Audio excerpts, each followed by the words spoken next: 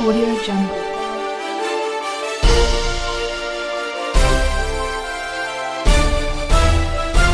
Audio Jungle. लेकर आज press conference कर रहे हैं। जी देखिए, आज जो हालात देश में की राजनीति में और किसानों के हालात को लेकर मैंने जो चिंता है मेरे मन में, उसको लेकर मैं काफ़ी दिन से किसानों के हित की लड़ाई लड़ रहा हूँ। पीछे जब हरियाणा का दौर था तो हरियाणा में रहा, यूपी। आज मैं खासकर अपने इस घर में, इस फरीदाबाद में एक बड़ी चिंता को लेकर आपके बीच आया हूँ, जहाँ देश और दुनिया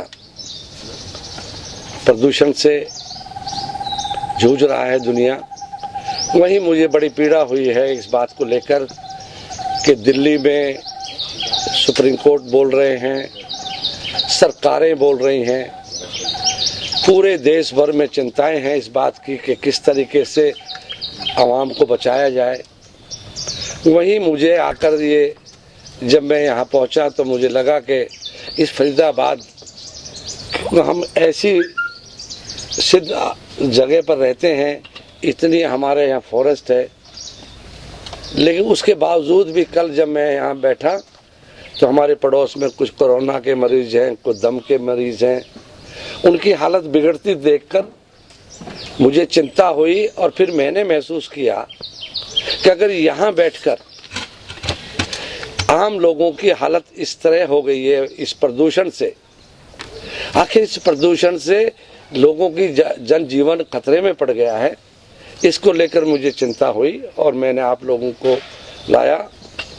मैं कहना चाहता हूं कि सूरज कुंड से जो बड़ी धरोहर है और दिल्ली और दुनिया में, पूरे प्रदेश में और देश में इस हालात को लेकर चिंताएं हैं, लेकिन इस फरीदाबाद में आज तक मुझे कल से पहले कहीं किसी सरकार का, किसी नेता का, किसी शासन का, किसी प्रशासन का, कहीं मुझे उनमें चिंताएं नजर नहीं आई कि आखिर इस फरीदाबाद के आम लोगों की हालत क्या गुजर हो गई है, उस और कभी किसी ने ध्यान नहीं दिया। मैंने पहले भी एक बार, ये पहली बार नहीं हो रहा है, फरीदाबाद के प्रदूषण को लेकर, फरीदाबाद के क्राइम को लेकर, फरीदाबाद की बेरोजगारी को लेकर, हालात को लेकर बातचीतें की हैं। पीछे भी मैं यहाँ की स्टेट गवर्नमेंट की बात करूंगा, देश की बात नहीं करूंगा। स्टेट गवर्नमेंट को और चीफ मिनिस्टर को और कंसर्न ऑफिसर्स को मैंने उस संबंध में पीछे भी ये जब आपको बुलाया था कि यहाँ के हालात ख़राब हो रहे हैं, यहाँ क्राइम बढ़ रहे हैं, यहाँ हालात बहुत बिगड़ चुके हैं, उस टाइम भी मैंने आपको बुलाया था और आपसे रिक्वेस्ट की थी, जिससे कि इस फरीदाबाद की जो हालात हैं उसको देश और दुनिया और दिल्ली में बैठे लोग, पार्लियामेंट और सुप्रीम कोर्ट, हाई कोर्ट्स में जो चिंताएं हैं देश में आज, उसमें फरीदाबाद का कहीं नाम नहीं आता था। मुझे पीड़ा इस होती थी और जब मैंने आकर देखा यहाँ की हालत, दिल्ली और दिल्ली के आसपास एनसीआर में उन खतरे की घंटी पर खड़े हैं हम, जहां सबसे ज़्यादा हालात ख़राब है, लेकिन किसी सरकार के किसी अधिकारी ने, किसी अफसर ने, किसी नेता ने, किसी एमपी ने, यहाँ के प्रतिनिधियों ने कभी ये चिंता जाहिर नहीं की कि हमारे फरीदाबाद को इस पर्यावरण से कैसे बचाया जाए। इस और किसी ने कदम नहीं उठाए। इसको लेकर मैंने आपको बुलवाया और मैंने कल से लगा हूँ। अच्छी बात यह है कि आज या तो ये कह लीजिए कि उनको कुछ सूचनाएं मिली कि स्टेट गवर्नमेंट का कुछ अधिकारियों के बयान छपे हैं, लेकिन मैं ये कहना चाहता हूँ हरियाणा सरकार, फरीदाबाद के प्रतिनिधि और यहाँ के अधिकारी को, सबको ये बात की सूचनाएं हैं कि हालात खराब होते जा रहे हैं, आम जनजीवन खतरे में पड़ चुका है, जहाँ यहाँ क्राइम बढ़ा है, जहाँ बेरोजगारी, भुखमरी आ गई है, वहाँ से पहले हमारी जान बचेगी तो सब कुछ होगा। हमारा जीवन भी खतरे में आ चुका है इस प्रदूषण को लेकर। और मुझे ये बात कहने में कोई संकोच नहीं करूँगा कि जिस सूरज कुंड से इस पर्यावरण को बचाने के नाम पर, प्रदूषण से जनता को बचाने के नाम पर, फरीदाबाद को बचाने के नाम पर जो लाखों गरीब मजदूर बेसहाराओं को उजाड़ने का काम किया। अगर उनके उजड़ने से पर्यावरण बचा होता, उनके उजाड़ने से अगर हमारा पर्यावरण और इस क्षेत्र के हालात सुधरे होते तो मुझे चिंता नहीं होती। लेकिन वहाँ देखने को मिला है कि यहाँ आज भी जहाँ लाखों गरीब लोगों को उजाड़ दिया गया पर्यावरण के नाम पर, प्रदूषण के नाम पर, यहाँ की सत्ता और सरकार, यहाँ के प्रतिनिधि MP, MLA और मिनिस्टर कहाँ बैठे हैं। मैंने आकर देखा जिस खोली में, जिस सूरजकुंड के आसपास के लाखों लोग उजाड़ दिए गए पर्यावरण के नाम पर, वहीं उन्हीं जगह पर बड़े उद्योग बन रहे हैं, कंस्ट्रक्शनें चल रही हैं, प्रदूषण हो रहा है। उनकी तरफ किसी ने ध्यान नहीं दिया। यहाँ का शासन, यहाँ का प्रशासन, यहाँ के नेता एक ने भी नहीं सोचा। हम भी ये सोच रहे थे यूपी में, भारत में, कि पर्यावरण को लेकर एक चिंता जाहिर की है सुप्रीम कोर्ट ने, उसको लेकर कुछ गरीबों को उजाड़ा जा रहा। खौली जैसे का जिक्र करूंगा, लेकिन मुझे ये नहीं पता लगा जब मैं यहाँ आया हूँ कि पर्यावरण की हालत, प्रदूषण इतना बढ़ चुका है। या तो उनके पास कोई चारा नहीं है कि किसान पराली जला रहे हैं, पराली से ही निबट रहा है प्रदूषण। यहाँ तो पराली नहीं जली है, लेकिन यहाँ जितना प्रदूषण है जो खतरे को पार कर चुका है, वहां पर उजाड़ दिए गए हैं। गरीब लोग जो सर छुपाए इसी एरिया में बैठे थे, और वहां मैं देख रहा हूँ कि बड़ी बिल्डिंगें, अवैध कंस्ट्रक्शनें हो रही हैं। इस बाजू में दिखाऊंगा, बड़ी बड़ी बिल्डिंगें बन रही हैं। और प्रदूषण के जितने मानक थे, सबसे ज्यादा अगर कहीं है तो सूरजकुंड से लेकर बल्लभगढ़ तक आप चले जाइए, इस इलाके में अवैध फैक्ट्रियां चल रही हैं, अवैध खनन हो रहा है, अवैध ये डंपिंग हो रहे हैं, जहां धूल और मिट्टी उड़ रही है।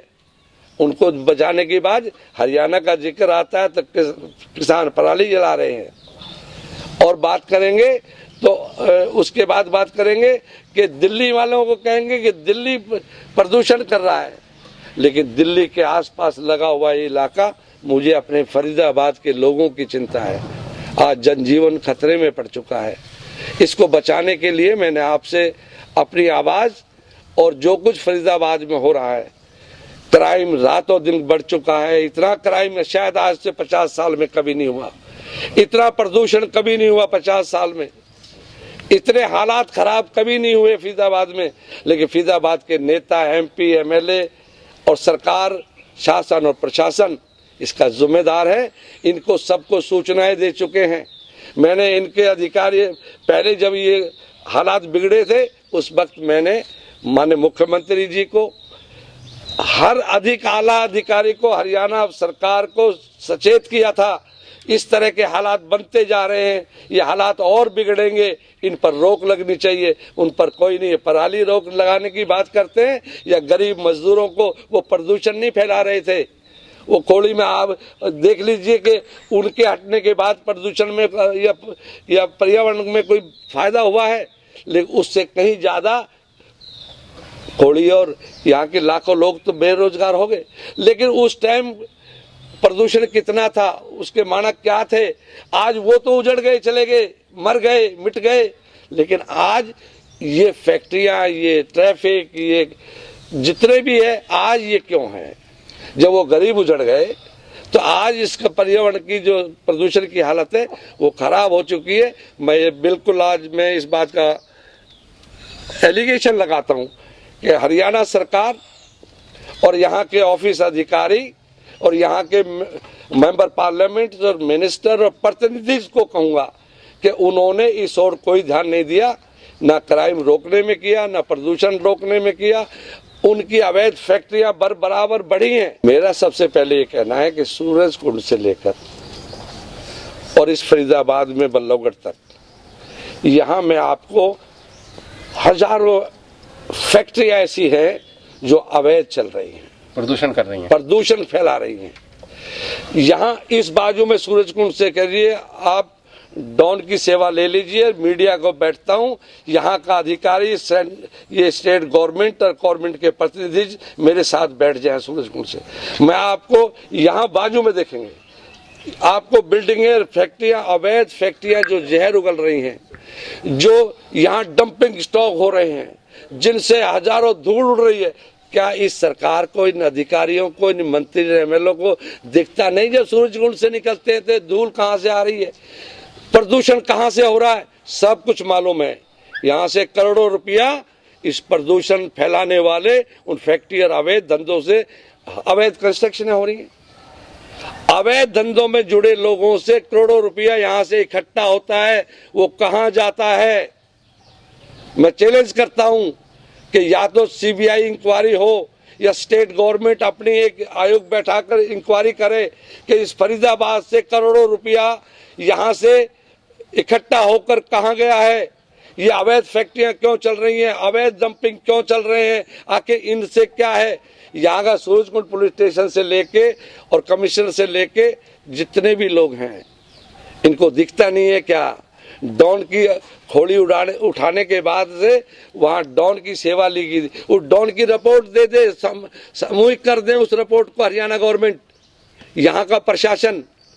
कौन है ये डॉन जिसकी बात कर रहे हैं आप, क्या रिपोर्ट है? ड्रोन से सर्वे हुआ है। अच्छा, ड्रोन आपको पता होगा क्या है रिपोर्ट? ड्रोन की रिपोर्ट ये है कि यहाँ बजाय खोड़ी और वहाँ के लोग, गरीब लोगों को उजाड़ने के बाद प्रदूषण और बढ़ा है, मेरा ये कहना है। मैं दावा करता हूं कि यहाँ हजारों फैक्ट्रियां, हजारों, सैकड़ों ऐसे चल रहे हैं जिनसे बहुत ज्यादा प्रदूषण हो रहा है, उन पर कोई रोक नहीं लगी है। बढ़ाना जी, इस पर कार्रवाई सुप्रीम कोर्ट के आदेश के बाद होनी शुरू हुई और जो सत्ता पहले भी हुआ था, ये लोग उन्हें बचाने के लिए फिर मैदान में उतरे, क्या कहेंगे उनके लिए? मेरा ये कहना है, जो गरीब है उसके लिए कानून अलग है और जो बहुत बड़े लोग हैं, उद्योगपति हैं, उनके लिए कानून अलग है। मुझे पीड़ा है इस बात की कि पर्यावरण के लेकर बचाने की, मैंने पहले भी यहां बात कही थी, यहां पर्यावरण बचाने का खेल नहीं हुआ, यहाँ तो गरीबों की जमीन को उजाड़ने के बाद बड़ी बिल्डिंगें बनाने का। चलिए मेरे साथ में दिखाता हूँ, जहाँ 50 साल से लोग बसे थे वहां आज बिल्डिंगें खड़ी कैसे हो गई। यहाँ कौन सा कानून है? ये फॉरेस्ट एरिया है, इसमें बिल्डिंगें मैं दिखाता हूँ, खड़े होकर देख लीजिए, वीडियो ले लीजिए। आखिर ये बड़े लोगों को, उद्योगपतियों को, बड़े धनी लोगों को यहाँ का जो प्रशासन है और जो यहाँ के नेता हैं, उनका संरक्षण उनको मिला हुआ है। वो खुलेआम यहाँ प्रदूषण फैला रहे हैं और प्रदूषण से अगर आज मुझे चिंता इस बात की है कि जो कर रहे हैं वो तो भुगतेंगे, आज नहीं तो कल। सरकार चाहे किसान को मार लें, चाहे अपराधियों से मरवा लें, चाहे हमारे लोगों को, गरीबों को उजाड़ लें, लेकिन जो फरीदाबाद तो बचे किसी सूरत में। फरीदाबाद को बचाने के लिए मैं आप लोगों से कहना चाहता हूं कि आज फरीदाबाद में पहले से प्रदूषण 100 गुना बढ़ा है। पिछले 6 महीने में फरीदाबाद का जो प्रदूषण है वो इतना खतरनाक हो चुका है, आम आदमी का जीवन खतरे में पड़ गया। मैं पड़ोस में दिखाता हूँ, कोरोना के यहाँ मरीज हैं, वो किस हालत में घर से बाहर नहीं निकल रहे। सूरजकुंड से लेकर बल्लभगढ़ तक हजारों अवैध फैक्ट्रियां चल रही हैं। आप सूरजकुंड से लेकर यहाँ तक 100 फैक्ट्री गिनवा देता हूँ और फोटो लीजिए और रिपोर्ट मांग लीजिए। कुछ फैक्ट्रियों के नाम बताएंगे आप? बहुत फैक्ट्रियां, एक दिखाऊंगा। किनकी हैं मैडम साहब? एक है, जिनको भी संरक्षण है वो यहाँ के नेताओं का, बीजेपी के नेताओं का, एमपी एमएलए का, मिनिस्टर का खुला उनको है। जब उनके बारे में मैं स्टेट गवर्नमेंट को, चीफ मिनिस्टर को, कंसर्न ऑफिसर्स को, सीपी को, डीसी को और इन लोगों को, फॉरेस्ट वालों को, सबको लिखित दे चुका हूं, उसके बावजूद एक्शन क्यों नहीं है? मैं क्या समझूं? पिछले 6 महीने में 2 बार करोड़ों करोड़ रुपया यहाँ इकट्ठा हुआ है, वो किसके पास गया है? करोड़ों रुपया इकट्ठा हुआ है, वो किसके पास गया है, इसकी इंक्वायरी करा ली जाए, ऑफिस करा ली जाए कि जो करोड़ों रुपया पिछले 6 महीने में 2 बार करोड़ों रुपया इस इलाके से इकट्ठा हुआ है, सिर्फ उन बड़े उद्योगपतियों के उनके कारोबार बचाने के लिए। आप जब आरोप लगा रहे हैं कि सरकार शामिल है तो फिर जांच कौन करवाएगा? मैं कहता हूं कि जो सरकार ये सोचती है, ये कहती है कि हम हरियाणा के हितों की बात कर रहे हैं, मुझे तो फरीदाबाद के हितों का डर है कि हम बर्बाद हो चुके हैं, जहां क्राइम बढ़ा है, जहां बेरोजगारी बढ़ी है, जहां किसान मर गया है, कुछ बचा नहीं है। यहाँ के करोड़ों रुपए की, अरबों रुपए की संपत्ति थी इस गांव अनंतपुर की, नगर निगम ने ले ली थी। आज नगर निगम किस हालत में है? वो यहाँ आज तक 7 साल की सरकार बनी है, एक सफाई वाला, कोरोना का काल भी आया, हालात बदले गुजरे हुए, यहाँ कोई नहीं आता। यहाँ सिर्फ उनकी जमीनों को हड़प लिया। किसी ने पूछा, इस सरकार से पूछना चाहता हूँ, यहाँ के एमपी और मिनिस्टर से पूछना चाहता हूँ कि इस नगर निगम में जो घोटाले हुए हैं, अनेकों जो घोटाले हुए हैं, हुड्डा डिपार्टमेंट से पूछना चाहता हूँ इस सरकार से, हुड्डा डिपार्टमेंट ने इस फरीदाबाद की अरबों रुपए की जमीनें एक्वायर की हैं, उनको 5 लाख और 10 लाख और 20 लाख का मुआवजा दिया है, 20 करोड़ रुपया रेट है। लेकिन आज तक ऐसे किसान मैं बताऊंगा कि जिनको मुआवजा तक नहीं दिया है, उनकी जमीनें हड़प कर बेची जा रही हैं। वहां कितना बड़ा स्कैंडल है, नोएडा, फरीदाबाद, ग्रेटर फरीदाबाद। भडाना जी, आप मीरापुर से विधायक रहे और हरियाणा के फरीदाबाद जिले से कई बार सांसद भी रहे हैं, सरकार में रहे हैं, सरकार पर बराबर अपने समाज के लिए आवाज उठाने का काम करते रहे हैं। तो अब सरकार को कोई ऐसी राय जरूर बता दें, क्योंकि आप सत्ता में भी रहे हैं, कि किस तरीके से ये सारे काम रोके जाएं, अवैध निर्माण रोके जाएं, या यूं कह लें कि जो क्राइम हो रहा है उसको रोका जाए। मेरा सीधा सा कहना है, हमेशा ही इस फरीदाबाद के हितों के लिए, यहाँ के किसान मजदूर गरीबों के लिए मैंने लड़ाई लड़ी है, चाहे मेरी सरकार हुई हो या किसी और की। जब इस इलाके पर जुल्म होता है, क्राइम बढ़ता है, मुझे चिंता होती है और मैं फरीदाबाद की आवाज़ को उठाता हूँ। लेकिन आज मैं सोच रहा हूँ कि पिछले 7 सालों में यहाँ की फरीदाबाद में कोई आवाज़ सुनी नहीं जाती। यहाँ जब हालात इतने बिगड़ चुके हों तो मैं ये बात मानना चाहता हूँ, मैं कहता हूँ कि एक इंक्वायरी बैठा दी जाए, चीफ मिनिस्टर एक स्पेशल इंक्वायरी बिठाए कि जो कुछ मैं कह रहा हूँ क्या वो सच है कि यहाँ से करोड़ों रुपया इकट्ठा हुआ है। सीबीआई इंक्वायरी बैठा दे कि पिछले 1 साल में 2 बार करोड़ों रुपया इकट्ठा हुआ है, वो इकट्ठा करोड़ों रुपया कहाँ गया है और किन को बचाने के लिए और किन को जहाँ क्राइम। तो सारे लोग सत्ताधारी हैं, कैसे इंक्वायरी हो पाएगी? भडाना जी, अगर मान लीजिए सरकार इस पे कदम नहीं उठाती, जो आप कह रहे हैं अवैध फैक्ट्रियां चल रही है, इंडस्ट्री चल रही है, सफाई वाले, इसके लिए क्या आप कोई मुहिम चलाएंगे जिससे सरकार जागरूक हो सके, इनके खिलाफ अभियान चलाए? क्या करेंगे उसके लिए, क्या एक्शन प्लान होगा? मैं ऐसा समझता हूं कि आज तो मैं अपनी आवाज उठाकर फिर से एक बार सचेत करना चाहता हूं हरियाणा सरकार को और फरीदाबाद के शासन और प्रशासन को कि वो किन्हीं भी वास्तवों पर अब रहम करें कि जो कुछ हुआ है उसे बंद कर दें। जो अवैध फैक्ट्रियां हैं वो किसी की भी हैं, वो मेरी हैं, कृष्णपाल की हैं, बंद कर देनी चाहिए। उनके मेरे इशारे पर या कृष्णपाल के इशारे पर जो अवैध फैक्ट्रियां चल रही हैं, अवैध धंधे चल रहे हैं, उनको रोकना चाहिए अगर वो भला चाहते हैं इस फरीदाबाद का। आज फरीदाबाद में जितने बुरे हालात हैं कि उसका बयान नहीं कर सकता मैं। मतलब ये कहना चाह रहे हैं कि जो अवैध फैक्ट्रियां चली वो कृष्णपाल गुर्जर के केंद्रीय मंत्री के संरक्षण में है। पक्का, मुझे कतई दो राय नहीं कि जो प्रदूषण बढ़ रहा है, प्रदूषण फटाने वाली जो भी फैक्ट्रियां हैं, जो डंपिंग है, जो भी सिस्टम हो रहा है वो छुपा नहीं। उनमें यहाँ के लोगों को ये पैसा इकट्ठा हुआ था, वो किसके पास गया, कब इकट्ठा हुआ था? पिछले 6 महीने में 2 बार जब यहाँ तोड़फोड़ हुई उसके बाद यहाँ कोई तोड़फोड़ शुरू हुई। तो खोरी जब तोड़फोड़ हुई तो पैसा किन लोगों ने दिया? नहीं, उसके बाद जब थ्रू ऑर्डर तो सभी के लिए ना, सुप्रीम कोर्ट ने ये नहीं कहा गरीबों को उजाड़ दो और रईसों को बख्श दो। अभी फार्म हाउसेस पे कोई कार्रवाई नहीं हुई? कहीं भी कुछ नहीं हुआ, सिवाय एक जहाँ से प्रदूषण हो रहा था। क्या पैसा वसूला गया है, ऐसा कुछ कहना है? नहीं, मेरा ये कहना है कि यहाँ के जितने भी अवैध धंधों में लिप्त हैं, जो नहीं, जो फार्म हाउसेस बचे हैं उनसे क्या उगाई हुई है? यहाँ एक फार्म हाउस की पर्टिकुलर मत लीजिए, मैं कहता हूँ सूरजकुंड से फैजाबाद में जो भी अवैध कार्य हो रहे हैं जिससे प्रदूषण हो रहा है, उन सब पर रोक लगनी चाहिए।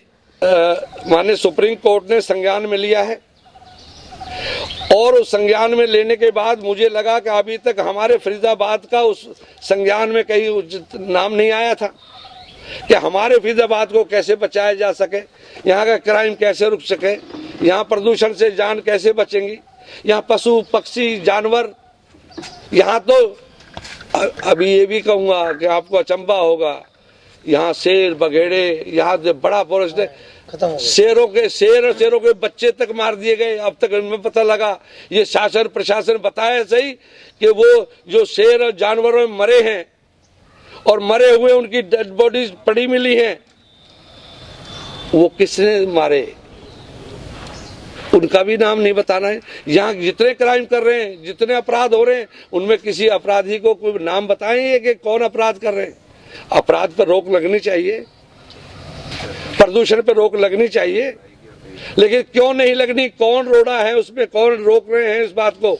तो यहाँ के शासन और प्रशासन को सोचना चाहिए कि वो कौन लोग हैं। अगर उनके कहने से या बड़ा धन इकट्ठा होकर उन तक जा रहा है तो सीधी बात है कि कहीं ना कहीं सरकार और सरकार के लोग जो हैं वो इन्वॉल्व हैं इस करप्शन में भी।